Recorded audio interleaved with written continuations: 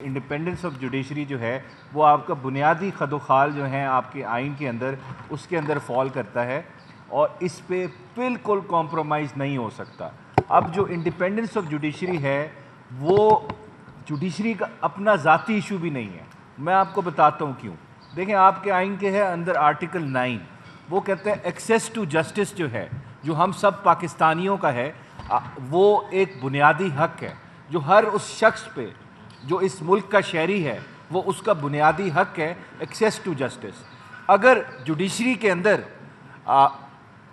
Interference ہے اس کے process کو سیبوٹاج کرنے کی کوشش کی جا رہی ہے تو جو ایکسیس ٹو جسٹس کا بنیادی حق ہے میرا آپ کا ہم سب کا وہ کمپرومائز ہوتا ہے۔ تو اس وجہ سے انڈیپینڈنس آف جوڈیشری صرف ہمارے چیف جسٹس صاحب کا ایشو نہیں ہے یا ایون ان سارے ججز کا بھی ایشو نہیں ہے، وہ ہم سب کا ایشو ہے۔ سب سے پہلی بات تو یہ ہے۔ دوسری بات دیکھیں اس دنیا میں بڑے بڑے رائٹرز گزرے ہیں اور بڑے بڑے لکھاری گزرے ہیں، فلاسفرز گزرے ہیں، وہ کچھ باتیں کر گئے ہیں، کچھ اصول بتا گئے ہیں، وہ کسی خواب یا خیال میں نہیں بات کر کے گئے۔ ان کی بڑی ایک ویل ریڈ وہ لوگ تھے، انہوں نے بڑی ایک پرنسپلز دیے آپ کو جس پہ ایک ریاست جو ہوتی ہے اس کو کبھی کمپرومائز نہیں کرنا چاہیے۔ دیکھیں آج سے تقریباً 2500 سال پہلے سب سے پہلے بات کی کہ ریاست کے اندر جو فنکشنز ہیں 3 ستون جو ہوتے ہیں ایگزیکٹو، جوڈیشری اور لیجسلیچر، یہ ایرسٹوٹل کہہ گیا 2500 سال پہلے۔ اس کو سمجھ آ گئی تھی کہ اگر یہ تینوں فنکشنز ایک باڈی کے اندر کانسنٹریٹ ہو جائیں گے تو وہ پھر بادشاہت بنتی ہے یا ڈسپوٹزم بنتا ہے یا ڈکٹیٹرشپ بنتی ہے۔ پھر اسی کے بعد ایک بڑا اچھا رائٹر آیا، جج تھا اصل میں، مونٹیسکیو، کہ ایبسولوٹ پاور جو ہوتی ہے وہ کرپٹ بھی کرتی ہے آپ کو ایبسولوٹلی۔ یہ فرینچ رائٹر تھا، اس کا مطلب کیا تھا کہ ایک ایسی باڈی بنا دیں ہم ملک کے اندر جس کے اندر کوئی چیک نہ ہو، یہ ایسا ادارہ بنا دے وہ کسی قانون کے پابند نہ ہو تو پھر وہ کام بھی ایسے کرے گا کہ اس کو کوئی روکنے والا نہیں ہوگا۔ اگر اس کو کوئی روکنے والا نہیں ہوگا تو پھر وہ کام ایسے کرے گا کہ ایبسولوٹلی وہ کرپٹ ہی ہو جائے گا۔ کرپشن کا مطلب یہی نہیں ہے کہ وہ پیسے کھائے گا، اس کا مطلب یہ ہے کہ وہ کسی قانون قاعدے کے تحت کام نہیں کرے گا، اس کو کوئی روکنے والا نہیں ہوگا، اس کو کوئی چیک نہیں ہوگا۔ اگر چیک نہیں ہوگا تو پھر قانون کا بیڑا غرق ہوگا اور بنیادی حقوق جو ہیں آپ کے پامال ہو گئے۔ پھر ہوا کیا؟ ہوا یہ کہ آپ نے ایگزیکٹو کے اوپر چیک رکھنے کے لیے ایک کانسیپٹ دیا ایک ریاست نے جس کو کہتے ہیں آپ جوڈیشل ریویو۔ اب جوڈیشل ریویو کیا ہے؟ یہ جوڈیشری کا کام ہے کہ اس نے ریویو کرنا ہے کہ کیا ایگزیکٹو اور اس کے افسر، اس کے افسران جو کام کر رہے ہیں کیا وہ آئین کے مطابق ہے کہ نہیں ہے، یا قانون کے مطابق ہے کہ نہیں ہے، کیا وہ کسی کی خواہش کے مطابق ہو رہا ہے کہ اس ملک کے آئین اور قانون کے مطابق ہو رہا ہے۔ تو پھر جوڈیشری کا کام آتا ہے اس نے دیکھنا ہے میرا کوئی بنیادی حقوق پامال ہوا، آپ کا کوئی بنیادی حقوق پامال ہوا تو اس ایگزیکٹو ایکشن کو اس نے on the touchstone of the constitution دیکھنا ہے یا قانون دیکھنا ہے یہ ٹھیک ہے کہ غلط ہے۔ تو اس کے لیے اگر جوڈیشری کو اتنی بڑی ذمہ داری دی گئی ہے تو اس میں بنیادی بات کیا ہوگی کہ جوڈیشری اس ایگزیکٹو کے انفلوئنس سے باہر ہو۔ اگر ایگزیکٹو جس نے میرے خلاف میرا بنیادی حقوق کو پامال کرنا ہے اگر وہی جوڈیشری کے اوپر بیٹھا ہوا ہے، اگر وہی جوڈیشری کو کنٹرول کر رہا ہے، اگر وہی جوڈیشل پروسیس میں انٹرفیئر کر رہا ہے تو کیا میں امید کر سکتا ہوں کہ وہ جوڈیشری میرے حق میں فیصلہ کرے گی یا جسٹس کرے گی، انصاف کر پائے گی؟ یہ as a matter of principle یہیں پہ یہاں پہ بات ختم ہو جاتی ہے۔ اگر کوئی انٹرفیئرنس ہے جوڈیشل پروسیس میں تو جوڈیشری کا جو کانسیپٹ ہے مجھے انصاف دینے کا، ایگزیکٹو پہ چیک رکھنے کا، وہ وہیں پہ ختم ہو جاتا ہے، وہ بات وہ irrelevant ہو جاتا ہے as a institution. Now coming to the point, Islamabad high court کے 6 ججز نے کیٹیگوریکلی کہا کہ اسلام آباد ہائی کورٹ کی ورکنگ میں انٹرفیئرنس ہے۔ اب یہاں پہ کہا جاتا ہے کہ میرے دور میں نہیں ہوئی انٹرفیئرنس، اگر آپ کے دور میں انٹرفیئرنس نہیں ہوتی بڑے احترام کے ساتھ تو یہ لیٹر نہ لکھتے، اگر انٹرفیئرنس بند ہو گئی ہوتی تو یہ لیٹر نہ آتا۔ That means it is a continuous and recurring process جو چل رہا ہے اس وقت۔ اس کے علاوہ اب اس کو فردر اس کو اسٹیبلش کرنے کے لیے آپ نے ریکمنڈیشنز لی, ویو پوائنٹ لیا باقی ہائی کورٹ سے. لاہور ہائی کورٹ کیٹیگوریکلی کہتا ہے اس ملک اس کے جوڈیشل پروسیس میں انٹرفیرنس ہو رہی ہے, اور یہ ہمیں نظر آتا ہے, یہ نہیں کہ یہ ہوا میں بات ہو رہی ہے, ہم بھی دیکھ سکتے ہیں. کوئی جج پاکستان تحریک انصاف کے کسی کینڈیڈیٹ کو اگر ریلیف دیتا تھا, پچھلے میں 2 سال کا بتا رہا ہوں آپ کو, میں لاہور ہائی کورٹ میں زیادہ میری پریکٹس ہے, تو اس جج کی ایدھر ٹرانسفر ملتان بینچ میں ہو جاتی تھی, یا پنڈی بینچ میں ہو جاتی تھی, یا بہاولپور بینچ میں ہو جاتی تھی. اس کے علاوہ آپ کو پشاور ہائی کورٹ نے کلیئرلی کہہ دیا ہے کہ ہمیں نان اسٹیک ایکٹر سے بھی بارڈرز کے باہر سے دھمکیاں ملی ہیں پولیٹیکل کیسز میں, اگر ہم انصاف کرنا چاہ رہے تو ہمیں روکنے کے لیے. کوئٹہ ہائی کورٹ نے تو شعر و شاعری بھی لکھ دی ہے اور بڑے کلیئر ورڈز میں بتا دیا ہے کہ اس ملک کے جوڈیشل پروسیس میں انٹرفیرنس ہو رہی ہے, ہمیں انصاف کرنے سے روکا جا رہا ہے. اس کے ساتھ ججز آپ کے خود کہہ رہے ہیں, اور یہ ججز اگر کہہ رہے ہیں تو اس کے ساتھ پرزمپشن آف ٹروتھ اٹیچ ہوگی. ان کو کیا شوق ہے بتانے کا کہ ہمارے پاس انٹرفیرنس چل رہی ہے, ہمارا پروسیس میں انٹرفیرنس ہو رہی ہے. اگر جج of the high court constitutional post ہے, اگر وہ کہہ رہا ہے مجھے کام نہیں کرنے دیا جا رہا, میرے کام میں ایگزیکٹو انٹرفیرنس کر رہا ہے, وہ آپ ایز اے چارج شیٹ لیں. وہ ایلیگیشن نہیں ہے, وہ اسٹیٹمنٹ نہیں ہے, وہ چارج شیٹ ہے اس ملک کی ایگزیکٹو کے اوپر کہ آپ انٹرفیئر کر رہے ہیں. اب ایگزیکٹو نے ڈسپیل کرنا ہے امپریشن یا برڈن آف پروف کہ ہم نہیں کر رہے, یہ ان کا الزام نہیں ہے, یہ چارج شیٹ لگائی ہے انہوں نے ایگزیکٹو کے اوپر. اب اس کو دیکھیں, اس کو آپ پچھلے 2 سال میں دیکھیں آپ کا جوڈیشل پروسیس نے کام کیا. اڈیالہ جیل کے اندر اس میں پہلے تو کسی میڈیا کے شخص کو اندر جانے کی اجازت نہیں تھی. کس طرح ٹرائل ہوا, کس طرح چلا, کسی کو کوئی خبر نہیں. جو پتہ لگتا تھا, جو ہمارے وکلا جاتے تھے وہ بتاتے تھے, no independent oversight of the media. تو وہ پبلک ٹرائل کے جو ڈیفینیشن ہے آئین میں, آپ کے قانون میں, اس پہ پورا نہیں اترتے تھے. پھر اس کے بعد اسلام آباد ہائی کورٹ جانا پڑا, کچھ میڈیا کے لوگوں کو ایکسیس مل گئی, لیکن وہ بھی آپ کو پتہ ہے پک اینڈ چوز ہوتا ہے, ہر شخص کو نہیں دیا اندر جانے دیتے تھے. پھر اس کے بعد ہم نے کہا یہاں تو پبلک کا بھی رائٹ بنتا ہے کہ وہ آ کے ٹرائل دیکھے, جس کو ہم پبلک کہتے ہیں.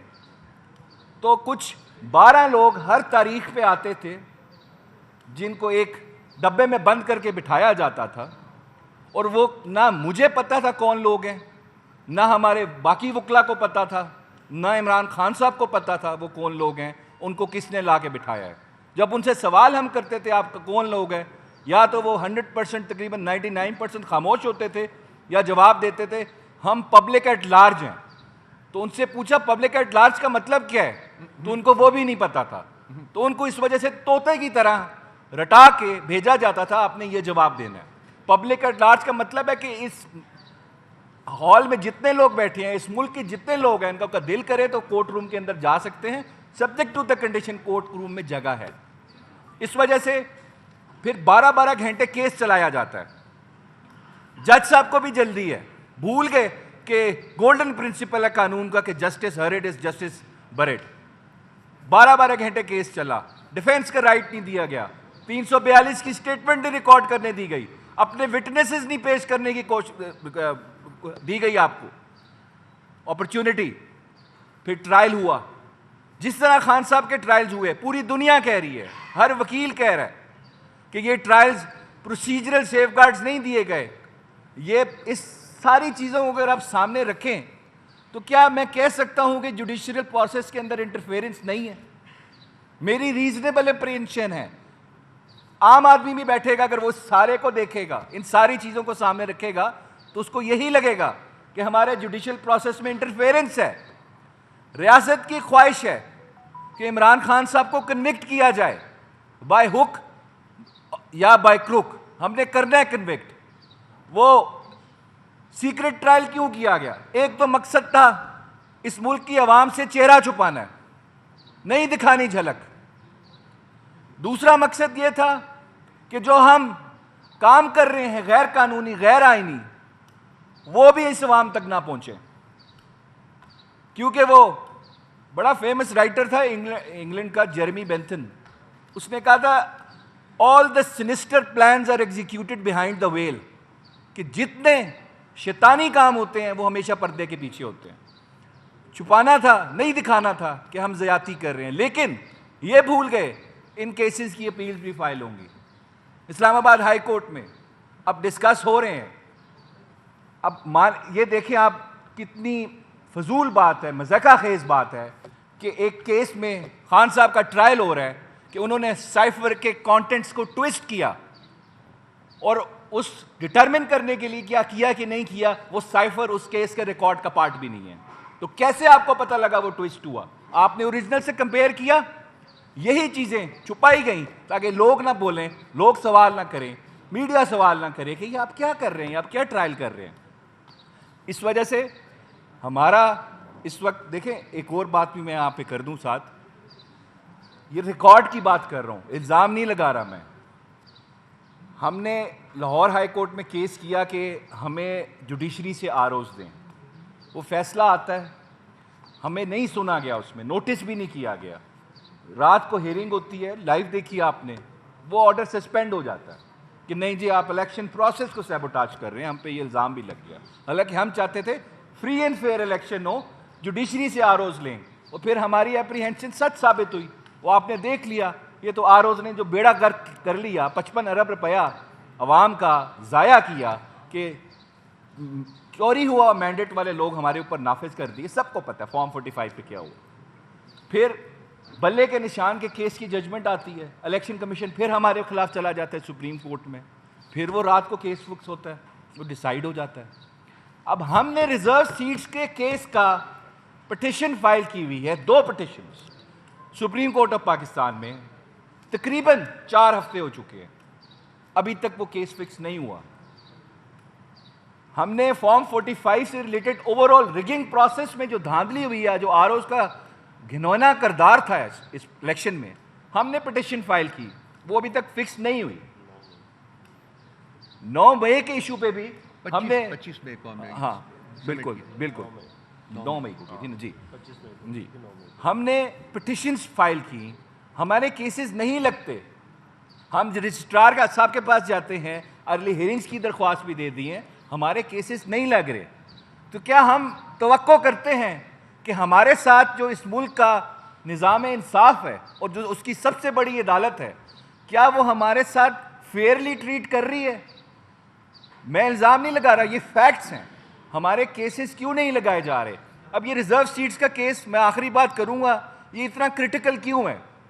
اس وقت بات چل رہی ہے اس ملک کے کچھ حلقوں میں, اور حکومت کے لوگ بھی بات کر رہے ہیں کہ اس ملک کے اندر ایک آئین میں ترمیم لائی جا رہی ہے, اور اس ترمیم کا مقصد کیا ہے کہ جو چیف جسٹس آف پاکستان ہوں گے ان کا ٹینیور 3 ایئرس کا کر دیں گے, اور وہ ہم فکس کر دیں گے کہ ایکسٹینشن کائنڈ آف مل جائے گی. تو اگر اس کو آپ کیلکولیٹ کریں, جس طرح کا ڈرافٹ لا آ رہا ہے, اس کے تحت کچھ ججز جو ہیں جنہوں نے چیف جسٹس بننا آگے, ان کا ایز چیف جسٹس ٹینیور ختم ہو جائے گا, اور کچھ ججز کو 3 سال مل جائیں گے, اور including the current chief justice کی بھی ایکسٹینشن ہو جائے گی. اب یہ کیس ڈائریکٹلی لنکڈ ہے ہمارے ریزرو سیٹس کے کیس سے. وہ کیسے؟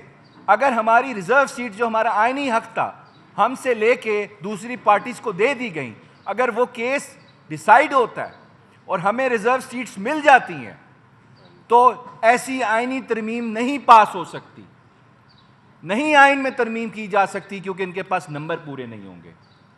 تو کیا پہلے آپ نے پریزیڈنٹ الیکٹ کیا, منورٹیز اور ہماری ریزرو سیٹس کے جو لوگ ہیں اور ویمن کے جو ریپرزنٹیشنز ہیں, اس کے بغیر پریزیڈنٹ کا الیکٹورل کالج پورا نہیں تھا, پریزیڈنٹ الیکٹ ہو گیا.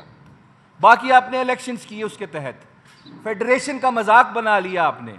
تو اس وجہ سے میری ریکویسٹ ہے چیف جسٹس صاحب سے کہ اس چیز کو آپ سیریسلی لیں اور ہمارے ریزرو سیٹس کا کیس جو ہے اس کو فکس کریں, کیونکہ ہماری یہ بڑی اپریہنشن ہے, ہمارے ساتھ انصاف نہیں ہو رہا. اور یہی عمران خان صاحب نے, کل میں ان سے ملا, انہوں نے یہی کہا کہ ہمیں اعتماد نہیں ہے اس وقت, جس طرح چیف جسٹس صاحب چلا رہے ہیں اپنے عدالتی نظام کو، کیونکہ ہمیں صاف نظر آ رہا ہے کہ ہمارے ساتھ انصاف نہیں ہو رہا۔ اور دیکھیں آخری بات ہے، بس ختم ہے،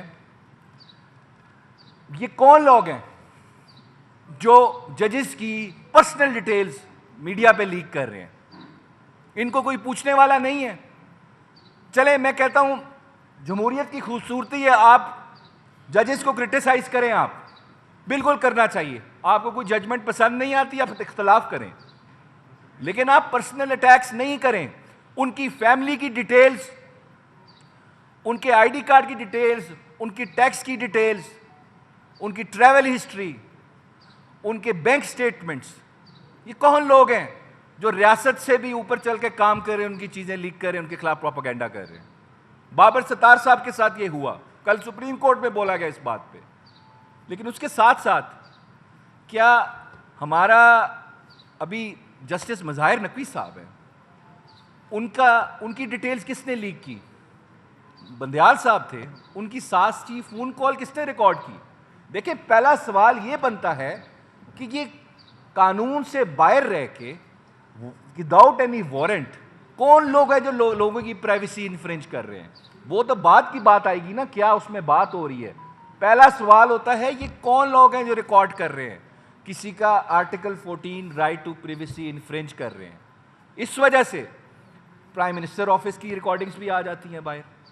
کیا کوئی ایسے لوگ آپریٹ کر رہے ہیں اس ملک میں جس پہ نہ کوئی قانون لگتا ہے نہ کوئی آئین کی شک لگتی ہے؟